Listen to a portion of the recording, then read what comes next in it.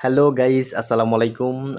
আজকে মেইন উদ্দেশ্য হচ্ছে দিয়াবাড়িতে এসেছিলাম। আর দিয়াবাড়িতে এসেছি মেট্রো রোড বলে তা হয় না। সো আজকে কিন্তু আমরা চলেন দেখাবো মেট্রো রেলে কিভাবে টিকিট কাটতে হয়। এইটা হচ্ছে একটা ব্যস্ততম রাস্তা। এই রাস্তার নিচ দিয়ে গাড়ি যাচ্ছে আর উপর দিয়ে দেখতে পাচ্ছেন মেট্রো রেল যাচ্ছে। ওহ মাই গুডনেস! মানে অসাধারণ একটা দৃশ্য।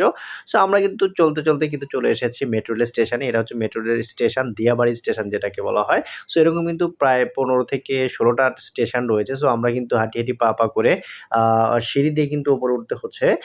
এখানে দেখতে পাচ্ছি যে টিকিট কাউন্টার রয়েছে। সো ১ম এই আমরা কিন্তু ফার্স্ট অফ অল টিকিট কেটে নিবো। টিকিটের কাটার কাজ শেষ করে নিবো। সো শুরুতেই আমি যেটা করছি টিকিট কাউন্টার দিকে আস্তে যাচ্ছি। সো একটু দেখিয়ে দিচ্ছি অনেক মানুষের ভিড় রয়েছে এখানে। তো ভাড়ার তালিকা ঝুলানো রয়েছে এবং এখানে লম্বা একটা লাইনে কিন্তু দাঁড়াতে হয় টিকিট কাটার জন্য। সো যেহেতু এখানে অনেক মানুষের ভিড় থাকে, সো লাইনটা লম্বা হবে। সো ফাইনালি কিন্তু আমি টিকিটের একদম দ্বারপ্রান্তে চলে এসেছি এবং ভাই আমাকে টিকিট কেটে দিচ্ছে। সো আমরা যেহেতু আ দিয়াবাড়ি থেকে মিরপুর ১০ নম্বরে যাবো, সো সেখানে কিন্তু মাত্র ৳৩০ করে ভাড়া নিয়ে থাকে। মানে ২ জন আমরা ছিলাম, আমি আমার ওয়াইফ। তো ৳৬০ য় ২ টা টিকিট নিয়ে নিলাম।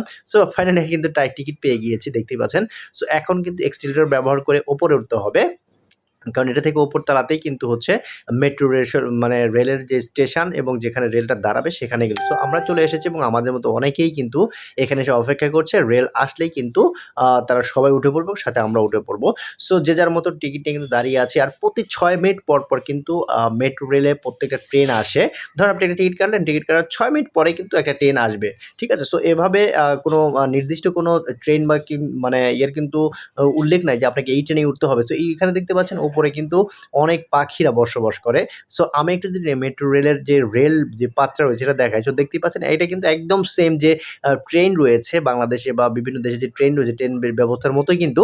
সো এটা শুধু ঝুলন্ত অবস্থিত উপর দিয়ে চলে এবং আর আ বা অন্য ট্রেনগুলো আমরাও কথা বলতে কিন্তু চলে এসেছি আমাদের সেই স্বপ্নের ট্রেন। আমরা স্বপ্নের ট্রেনে কিন্তু আজকে ১ম যাত্রা করছি।